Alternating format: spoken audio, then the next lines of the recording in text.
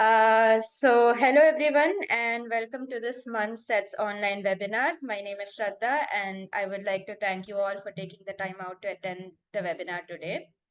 And before we get started with today's session, I would like to thank a sponsorship from IAS, which allows us to offer all of these resources free of charge.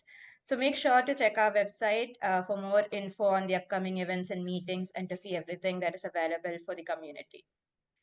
So today I'll introduce our speaker, who is Dr. Mikhail Soyan, who's an associate professor at the Department of Geology and Paleontology at the Comenius University in Bratislava. He's also postdoctoral fellow at the Nature Research Center in Lithuania, working on the Cosmolith project. The project focuses on the application of cosmogenic nuclide dating and sedimentology to unravel the inception of quaternary continental glaciation in Lithuania. His primary interest lies in investigating the applicability of authigenic beryllium dating in various sedimentary environments and geological settings. He has also been a recipient of numerous awards, including the IUGS Early Career Scientist Medal, handed over during the 37th International Geological Congress held at Busan, South Korea in 2024, and the Best Publication of a Young Scientist in the period 2018 to 2021, awarded by the Slovak Geological Society. He's also the editor of Geologica Carpatica and the Acta Geologica Slovaka. And with this short introduction, I'll introduce and I'll ask you to come up and provide us insights on calibrating the beryllium dating method to study epicontinental basins using sedimentology. Over to you. Thank you very much for introduction, and I'm very grateful to the organizer for inviting me to this webinar.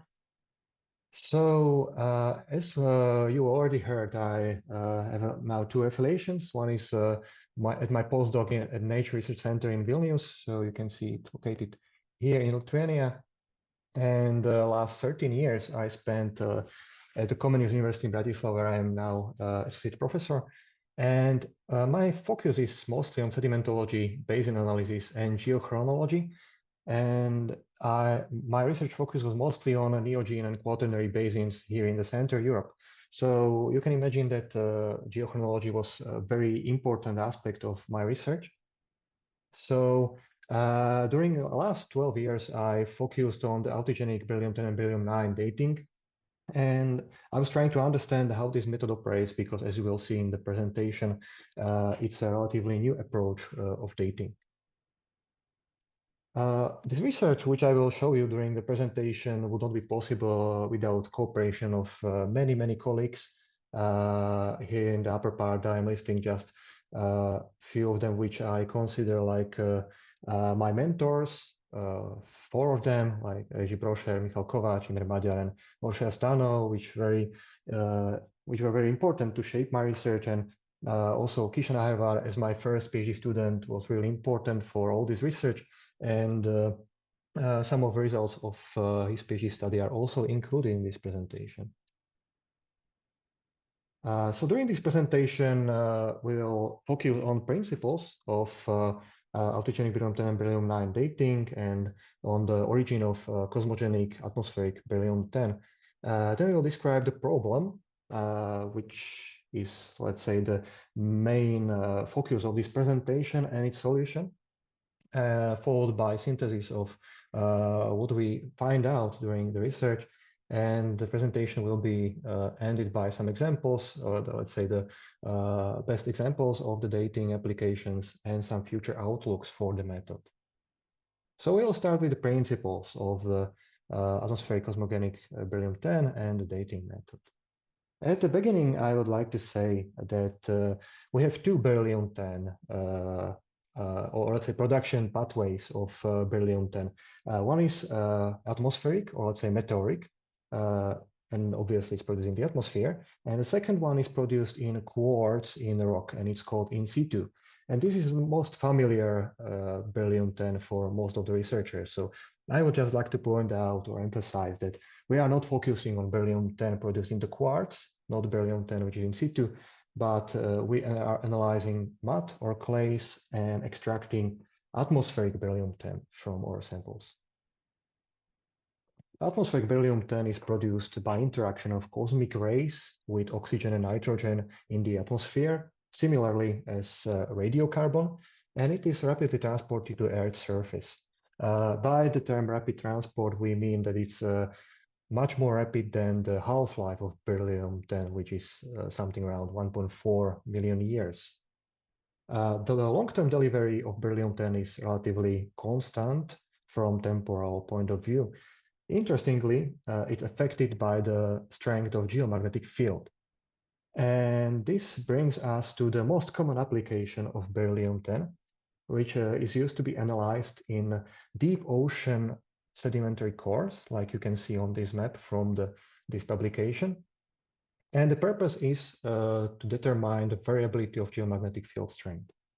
For example, this publication uses 4 cores, and the authors were able to determine by different production of beryllium-10 that the geomagnetic field decreased in its intensity to 20% during the last geomagnetic reversal. So we can say that the production of beryllium-10 is temporally stable, but we are using also beryllium-9, which is stable nuclide, and we use it for normalization of concentration of beryllium-10. Beryllium-9 is produced by chemical weathering of rocks, and it's transported to the hydrosphere. Its delivery is not stable. Obviously, it will vary with petrography of eroded rocks, with intensity of weathering, drainage basin size, denudation rate, sediment source proximity, and possibly other factors. So both isotopes, beryllium-10 and beryllium-9, they will meet in the hydrosphere, and because beryllium is strongly chemically reactive, they will absorb and they will be incorporated in something what we call authigenic phase. It's oxyhydroxide rim around sedimentary particles, which is forming in the water column. We assume that the ratio of beryllium-10 and beryllium-9 in this authigenic phase is changing only with the decay of beryllium-10 after the sediment or a bed is deposited. So theoretically, we can date with the ratio of beryllium-10 and beryllium-9 from authigenic phase any mud which forms, let's say, 2/3 of sedimentary record on the Earth, and the theoretical range is up to 14 million years. Moreover, we need just something more than 2 grams of clay for for chemical processing of one sample. And you likely have seen that from the previous slides, but we dissolve only these oxyhydroxides, this authigenic phase around the sedimentary particle, not the mineral lattice of the sedimentary particles.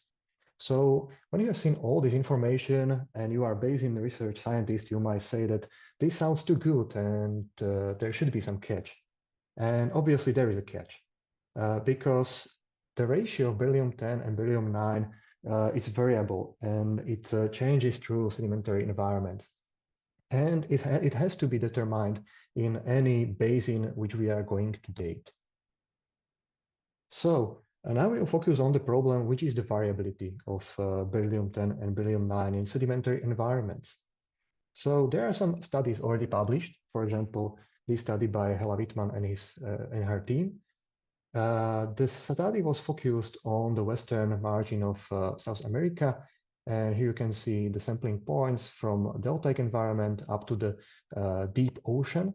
So we are really focusing on a continental slope scale. And the authors observed that deep ocean sediment has 4 times higher isotopic ratios comparing to deltaic sediment. So, okay, so this is the ocean sediment and this is the deltaic sediment. So it's 4 times higher. And the hypothesis coming from this study is that the authigenic rim around sedimentary particle is growing continuously when the particle is traveling in the water column. So we have one internal rim, which includes isotopic ratio from the river or from the delta. And when the sedimentary particle travels deep to the ocean, there is still growing outer rim, which has signature of the oceanic waters. And obviously, beryllium-9 is coming from the terrestrial source, from chemical weathering of rocks. So it will be increased in the deltaic environment. but oceanic waters do have a higher level of beryllium-10, which comes from precipitation, from rain. Another study was done in South China Sea, and in this case, the authors sampled directly the seawater, and they observed isotopic ratios from the water. And the pattern they observed is very similar from what we have seen in the previous study. That is, we see water which does have a relatively increased content of beryllium-9 coming from the river estuary, and oceanic water which does have higher isotopic ratios because the content of beryllium-10 is relatively increased. So also here we can see that the input of beryllium-9 is dependent on the terrestrial source of water and also of a source of sediment. So we can say that sediment source proximity matters in both cases. Another study was focused on analyzing pore water beryllium profiles from continental margins. As you can see, the sites are dispersed around the world. And authors observed that there is an important diagenetic release of beryllium from the sedimentary profiles, which is especially important on shelves. And interestingly, this release of beryllium from sediment on the shelves is equivalent or even twofold higher than the input of beryllium from terrestrial sources. So this study implies for us that sedimentation rates will drive the diagenetic beryllium release and affect the ratio of isotopes in the depositional record. Another study which I will show you is from the ₦Be, and this study was originally focused to observe the variability of geomagnetic field in this time interval. And what the authors observed was that this variability of geomagnetic field was completely overprinted by glacial interglacial cyclicity. And why was that? It was because when the glaciers were melting, the freshwater input was really enhanced by beryllium-10 concentration, and these waters were very low for beryllium-9. So the melting of ice sheets was completely overprinting the signature of geomagnetic field here.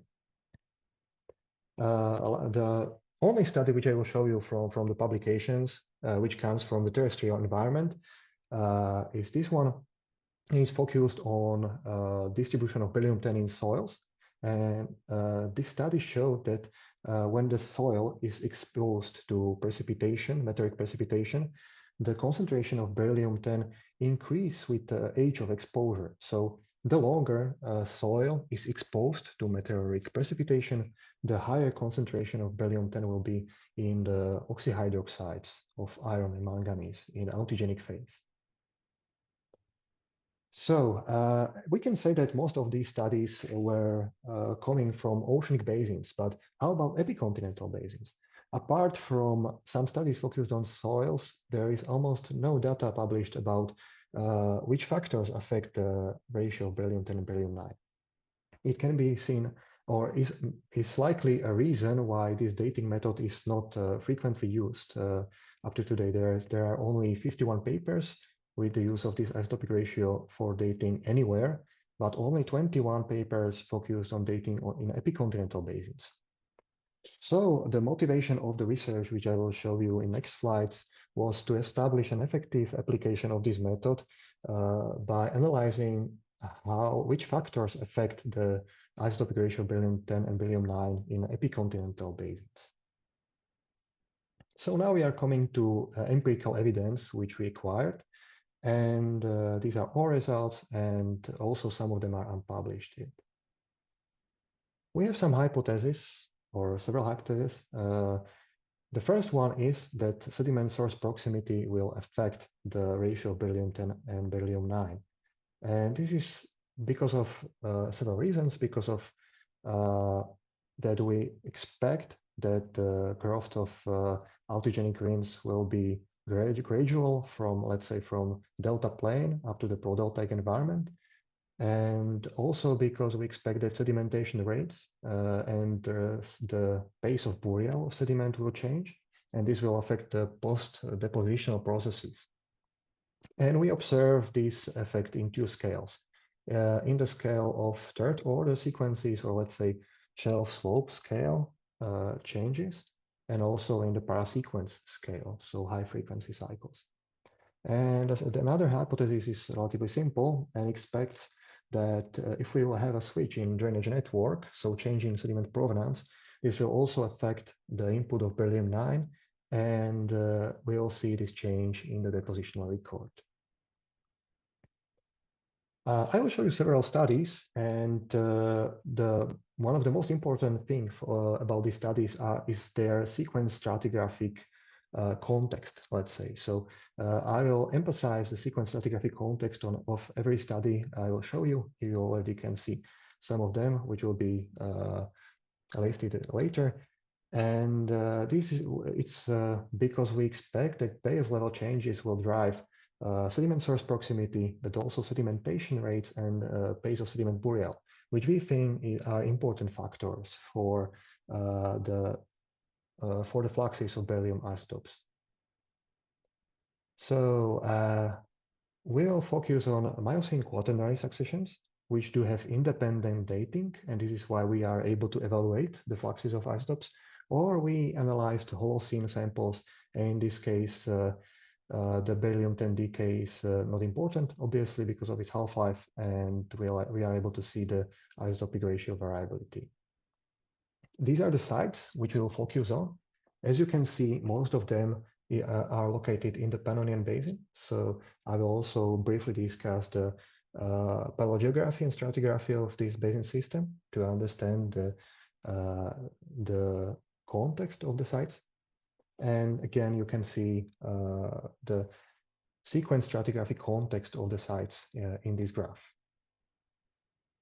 Importantly, in the case we calculated ages for these sites, we had to use some initial ratios. And we did a quite extensive research for initial ratios in the Pannonian Basin system. You can see here lots of samples which we analyzed. And we can say that the variability is not so high. So we calculated initial ratio for separate sub-basin of the basin system. And some of these results are really fresh. So just some preliminary evaluation. In this, we can say that there is some pattern of more, let's say, mountain population and more basinal population, where we can see that the sites which are more close to the margins of the basin system do have higher isotopic ratios comparing to the sampling sites which are more in the central parts of the basin. We don't have yet an explanation for this pattern, but we expect that it's associated with the pace of burial, which might affect the pathogenic processes and input of beryllium-10 from meteoric precipitation. So some of these initial ratios were already published in this paper. So how about the paleogeography and stratigraphy of the Pannonian Basin? It's important to say that we have some low stand at the beginning, which is related to isolation of Lake Pannon at the beginning of late Miocene from the nearby Eastern Parathetis and the Mediterranean Basin. And then we have a transgression, and following by normal regression of the Paleo-Danube deltaic system and Paleo-Tisa deltaic system from the east. And as you can see, the Paleo-Danube deltaic system was sourcing the basin mainly. It was the dominant source of sediment, and the system prograded from the northwest towards southeast and filled the basin. And importantly, this was closed lake. So the filling of the basin likely caused continuous transgression in the southern portions of the basin. And from the stratigraphic point of view, you can see here the deltaic system prograding across the basin system. So we'll focus on different parts from the sequence stratigraphic point of view of this basin fill. We'll start with river terrace, which is called Nová Vieska. It's located at this point. And importantly, this fluvial river terrace was formed during incision of a river, during basin inversion. So it's really in a terrace position. You can see here an example of how the sediment looks like. It's a wandering river, and here we can see a lateral accretion bar. Importantly, the sediment contains lots of mud interclasts and also a mix of redeposited large mammal fauna fossils. These fossils look like they can be pretty big. And interesting thing is that this mixture of fossils does have quite a big stratigraphic range. So some authors expected that at this site we have a boundary of Pliocene and Quaternary, but it was not the case according to our dating results. You can see here the distribution of samples we took, and we took samples from in situ muddy layers, from oxbow lakes and floodplain layers, and also we took samples from muddy interclasts. And interestingly, you can see here the long tail, which consists of also basal layers, but also muddy interclasts. And we expect that the dating method was in this case affected by redeposition of mud. The redeposition of mud was obvious because of interclasts, and the redeposition is also obvious because of the mixture of mammal fossils. But we expect that this redeposition appeared also in the small scale, and it caused this very wide distribution of the dating results we observed. So we expect that in the case of river incision, the mud redeposition from the below-lying strata is a very important factor. This study was published in the paper in Journal of Quaternary Science.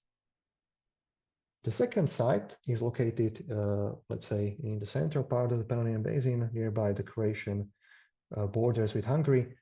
It's called Danis Pusta, and from the sequence stratigraphic point of view, it does have central paratitis sea low stand at the base, but then we can see a transgression of Lake Pannon. Importantly, you can see here that the results during the transgression are really scattered. Even if we plot them in ascending order, you can see here some, let's say, some group samples, but also we can see a long tail distribution. So the signal is really noisy, and we have excursions which might cause up to 5 million years age difference in dating. The third site we'll check is Vienna Basin. And in this case, we analyzed 3 different stratigraphic intervals. The first interval is Sarmatian. It's below sequence boundary. This is unconformity between upper Miocene and middle Miocene. And this first Sarmatian, it's composed of very various sedimentary environments, from shallow sea to freshwater and hyperhaline lagoons and shore face sediments.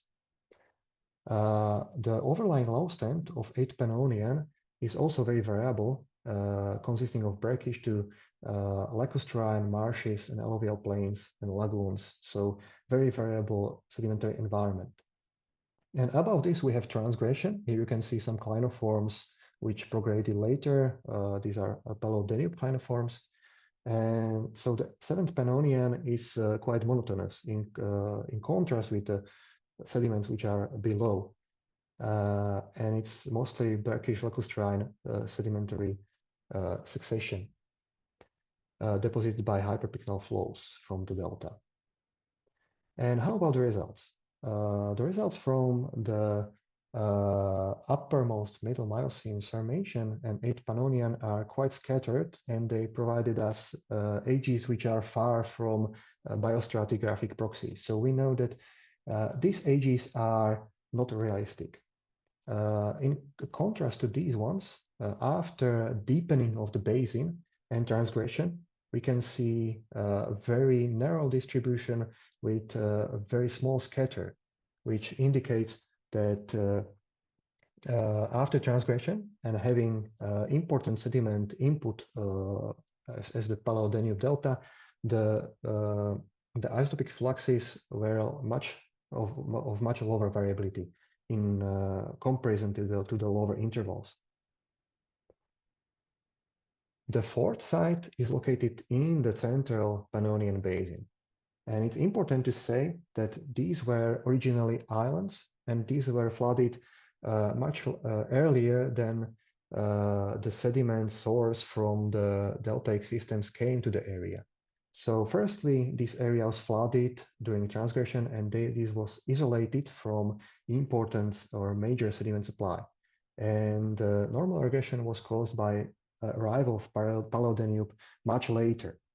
We will focus on these two boreholes. You can see that one borehole is located in the depression, let's say, or in a deeper part of the basin, and this borehole 26 is located on an island originally, or basement high.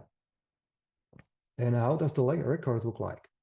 The borehole, which is located on the former island or basement high, shows us quite consistent results, which are in general in agreement with palomagnetic H proxies, because these boreholes do have palomagnetic independent H proxies.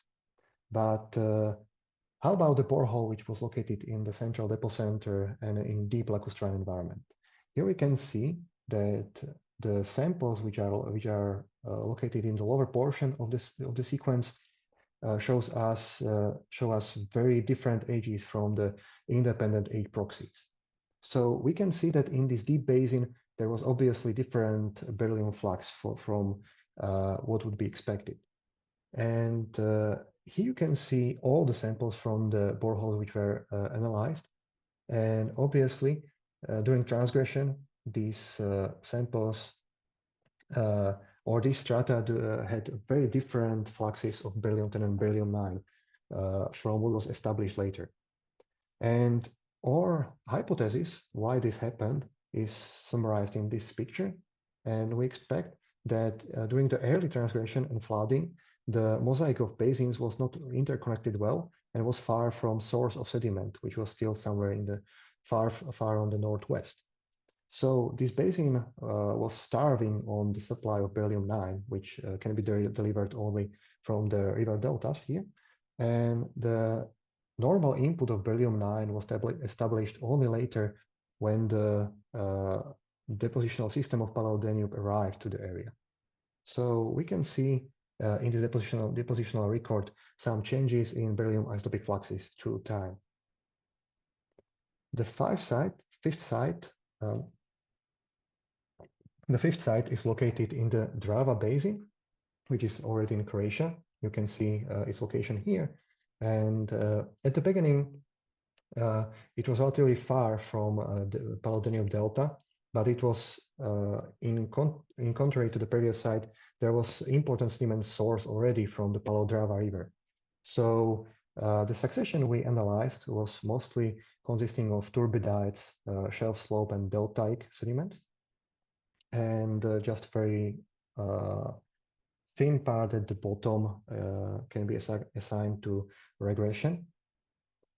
And our results at the bottom are a little bit scattered, but not so much like the patch site, which was discussed before. And then we can see establishment of relatively stable isotopic fluxes, which are more or less in agreement of what we expected. So from this side, we can also see that at the beginning, there was some variability in isotopic fluxes of beryllium-10 and beryllium-9. But later on, these fluxes were much more stable. The sixth site is not in the Pannonian Basin, but it's in the Dacian Basin, which is Eastern Carpathian foredeep. It's located here in Romania. And from this succession, we took something like 120 samples, but I will focus only on the Pontian interval, which is between 6.1 and 4.7 million years. And importantly, this succession does have complete magnetostratigraphic H proxies. So we were able to calculate initial ratios using back calculation according to the magnetostratigraphic age. And in this succession, we can see third order changes between transgression and high stand and normal regression, as you can see on this curve. So what the results look like from this site. Here you can see some offshore succession and then normal regression. So here shelfal or deep basin sediments changing to deltaic, and then again to offshore sedimentation, and again to deltaic. And as you can see, the isotopic ratios are following this trend of normal regression and transgression. Interestingly, we can see that the offshore sediments do have a very high variability in comparison to deltaic environment. So the samples from deltaic environment show quite narrow distribution in comparison to offshore samples. So we can see that the variability of beryllium isotopes was much higher in offshore. It's even better visible on this graph, where you can see this distribution or this population of samples, which is represented mostly of deltaic environment, and these offshore samples, which show much higher variability. And we interpret this pattern in the way that the nearby delta maintain stable beryllium-9 delivery, but in offshore environment, we can expect a very variable pace of burial, which means that the sediment on the bottom of the sea is exposed to marine waters for a very different time, which means that the enrichment of on beryllium-10 from marine waters can be very variable from very short time up to very long time. And this can cause growth of authigenic rims with very variable ratio of beryllium-10 and beryllium-9. So this is our hypothesis, which might be tested in the future research. Another site which we analyzed is Pole Delta Plane. It's of Holocene age, what is very useful for this research, because in this case, the decay of beryllium-10 is negligible. So we don't have to back calculate the ratios, or we don't need an evaluation with independent age proxies. In this case, we obtain samples from various environments, from floodplain, swamp, lagoon, up to pro-delta. And we analyzed 50 samples, what allowed us to have a statistically relevant data set. And interestingly, in this depositional record, we also had proven change in provenance. Here you can see results evaluated regarding sedimentary environment. And interestingly, and very importantly for the dating method, the variability is pretty low. And proximal pro-delta environment is almost with the same distribution of values in comparison to delta plane. It's likely because depositional processes on proximal pro-delta are mostly hyperpycnal flows, and likely because of this, the sediment on pro-delta had the same isotopic ratio of riverine signature in comparison to the delta plane. Actually, these results are very good for the dating method, because they show that highest and deltaic sediment is very suitable for the dating.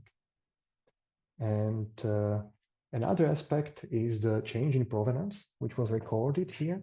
You can see it in this borehole, where this part of the succession was dominantly deposited from alpine provenance, and the rest is Po River. We observed here a very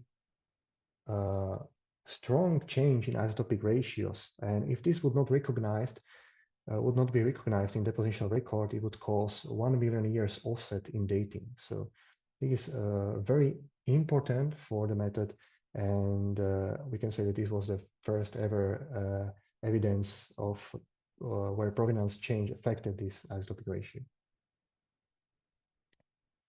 So this research was published in Quaternary Science Advances journal. And the last site, which I will show you, is a borehole core from Danube Basin in the northwestern part of the Pannonian Basin system. It's located here. And the cores which we analyzed are mostly consisting of beds deposited by hybrid events. So this is a deep water gravity flow interval, which was deposited already during the normal regression, but in the basin floor, in the deep basin, which was several hundred meters deep. And in this case, we were tracing again mud reworking, and we used sedimentology, biostratigraphy, and geochemistry to trace the deposition. Here you can see how the sediment looked like. It's composed mostly of dirty sand and many sedimentary deformations, interclasts, and marks of transitions between turbulent and laminar flows. And we observed lots of microfossils, which were deposited from middle Miocene. Maybe I didn't mention, but this upper Miocene sediment deposited younger than 10 million years because we have independent age proxies. And what about all results for dating? Here we can see the ages we obtained from this succession, and the ages were much older in comparison to independent age proxies, because we know that the sediment should be younger than 10 million years, but we get ages around 12 or even 13 million years. But we observe that most of the mud which is present in this sediment which we dated consists of middle Miocene fossils. It's of geochemical signature, which is very typical for middle Miocene, and we assume that most of this mud was eroded from the bottom of Lake Pannon by these hybrid event beds. So we assume that redeposition of mud by gravity currents at the bottom of the Lake Pannon caused up to 2 million years age offset in this case. And this research was recently published by Applied Geochemistry. So I showed you lots of sites, and now how about the synthesis of all the data I showed you? So from the point of view of sedimentology, we can say something about these sedimentary environments which we sampled. So regarding alluvial environment, we can say that it's in general suitable for dating in the case we have high accommodation settings and high sediment supply. But in the case of incising rivers, if the base level is falling, it can be affected by deposition, and we can get not so good ages. Considering delta again coastal environment, it's again suitable in the case of high stand and high sediment supply and high accommodation rates. Offshore environment can be possibly problematic because we observed high variability, and offshore sediments are not so much suitable for dating. And again, deep water sedimentation can be suitable in the case there is no erosion of older material at the bottom, but the redeposition of older mud can be problematic. And for future is focus on contourites and also possibly on glacial and periglacial environments, which I am investigating now during my postdoctoral project. Regarding sequence stratigraphy, we can say that stratigraphic stage boundaries, which are commonly sequence boundaries, are very problematic because we can expect at these stratigraphic levels lots of erosion and redeposition, which cause variable input of beryllium-9. So we can say that boundaries of stratigraphic stages, which are the most common target of dating in these epicontinental basins, are not really suitable for this dating method. Similarly, as the situation is for falling stage and low stand system tract, because here we can again expect erosion and redeposition, and also reorganization of a river network. So it's again problematic because fluxes of beryllium-10 and beryllium-9 can be variable. And the similar situation is for transgressive system tracts, which is typical here for reorganization of river networks. And this can affect the input of beryllium-9. So the only part of, let's say, sequence stratigraphic cycle, which is really suitable for the dating, are high stand system tracts, because in this case, we can expect high sediment supply and high accommodation rates, which are very good for balanced input of beryllium-9 and beryllium-10. So these are really suitable for the dating. And I have to say that we tried to test a number of geochemical, mineralogical, and paleoenvironmental proxies, but none of them was really suitable to trace the variability of beryllium-10 and beryllium-9 in sedimentary environments. not even for a single environment. So one important notion from this research was that sedimentology, sequence stratigraphy, and paleogeography are the only universal indicators which can help us to find suitable conditions to apply this dating method. And now I would like to show you a few examples where the dating method worked really nicely. The first application of the dating was in epicontinental basin. It's from Chad Basin in Africa. It was published in 2008 and 2010.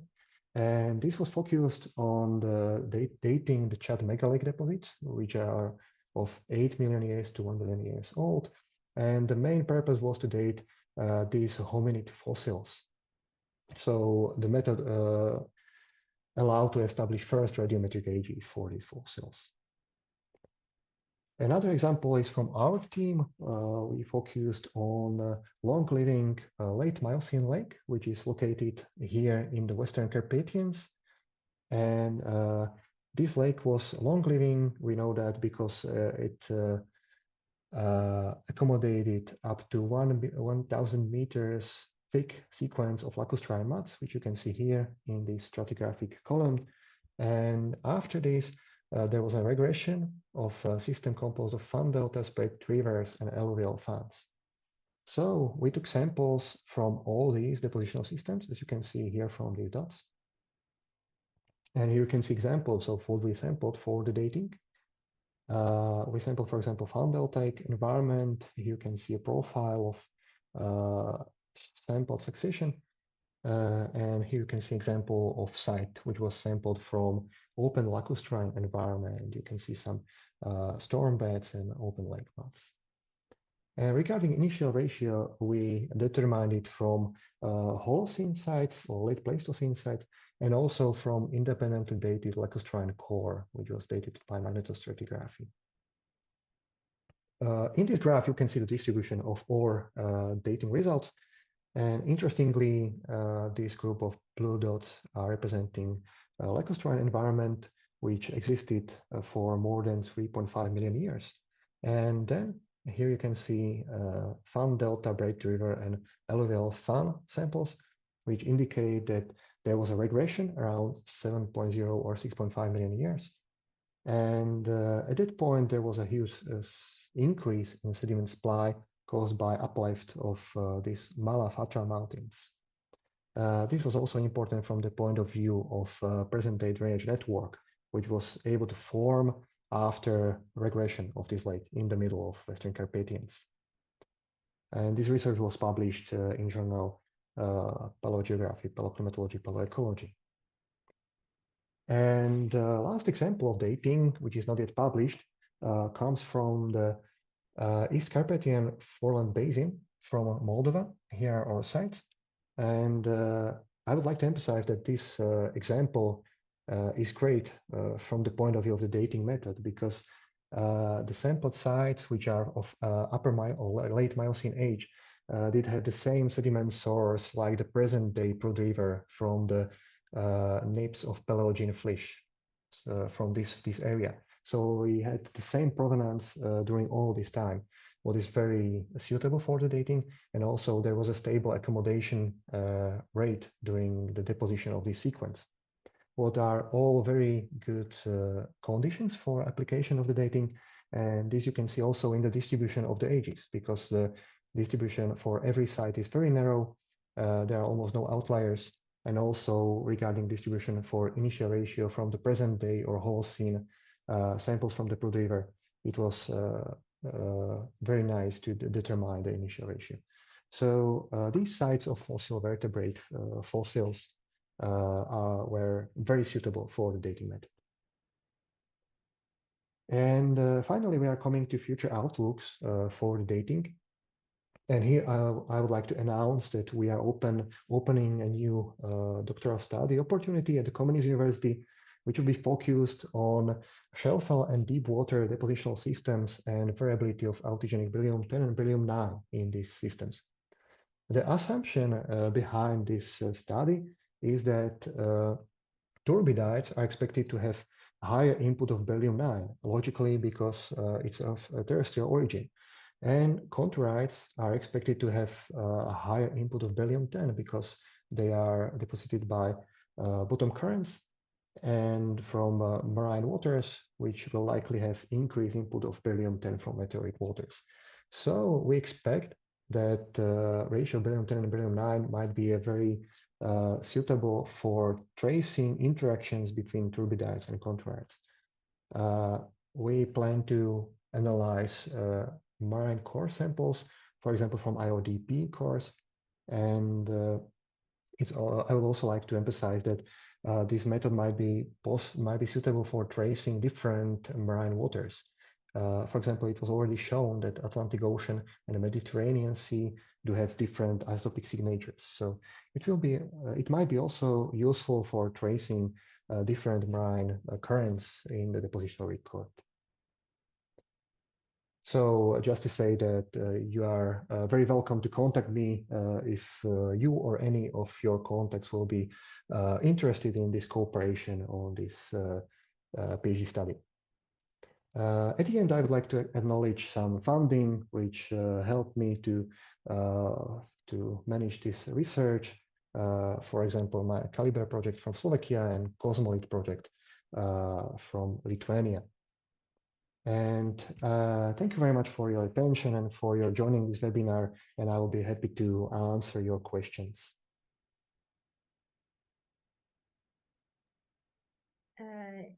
Thank you so much. It was a great, insightful talk. And just for the audience, the chat is now open for questions. So please do type in your questions in the chat box and I'll read them out to you. And requesting all the audience, while you're chatting and writing in your questions, please do also mention where you're from so that we get to know the audience too. So we do have a question already in the chat. It's by Mariano from Denmark. He thanks you for the very interesting presentation, and he wonders if you have tried to apply the dating method in mixed siliciclastic carbonate systems deposited in epiric seas and how it went. Is the presence of carbonate a problem for the technique? Actually, yes, we are trying to focus on sediments which do not have high carbonate content because it's about the leaching of the authigenic phase. We are using acid during the leaching, so the carbonate would be completely dissolved. And yeah, this might be a problem because we can have carbonate which is like originally from the environment and also clastic carbonate which is redeposited from all the rocks. And we will dissolve all of them. But yeah, it might be suitable to date carbonate which is like in situ precipitated, for example, shells of mollusks or something like this. It might be possible, but I didn't focus on this. But it's an interesting idea, which might be possible, yes. But then that would require a different method of leaching and all of those, probably, or I mean, a Yeah, different method of pretreatment. actually, well, we are focusing on these oxyhydroxides, and in order to dissolve them, we need acids. So, yeah, with carbonates, it would need completely different methodology, probably. Yeah. Sure. Well, I don't see any questions. Okay, he says thanks. In the meantime, I actually have a question, but then I'm not sure how important it is. But then, so beryllium is a cosmogenic nuclide. So that would actually change, the concentration would actually also change with the change in cosmic rays. So it would change through time. So do we not have to factor that into, or I mean, the change in the atmosphere and how that would actually be incorporated into the different. Yeah, we have these oscillations, let's say, or during geomagnetic reversals, and there are also so-called excursions when the geomagnetic field decreased significantly, but it was not a reversal, but still there are some short periods when the geomagnetic field intensity decreased, and of course it was mirrored in a significant increase in production of beryllium-10. in the atmosphere.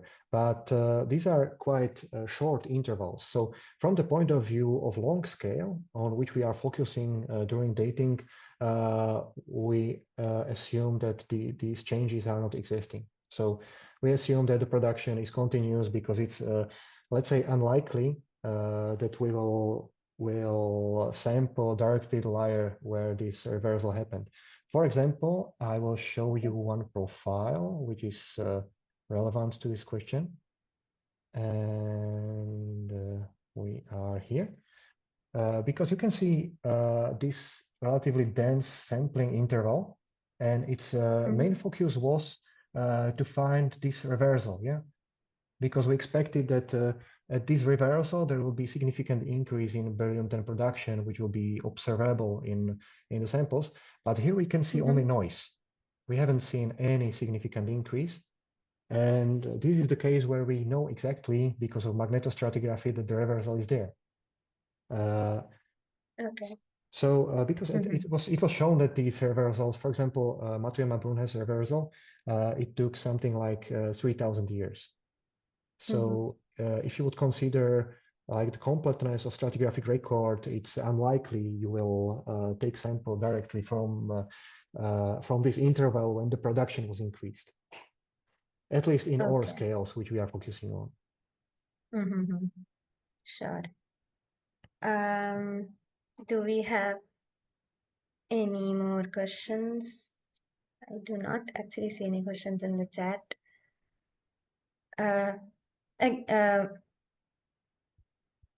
So for the audience, again, make sure to send your question to everyone so then I can read out the questions if there are any. If there aren't any questions, I would like to thank you again for this interesting talk.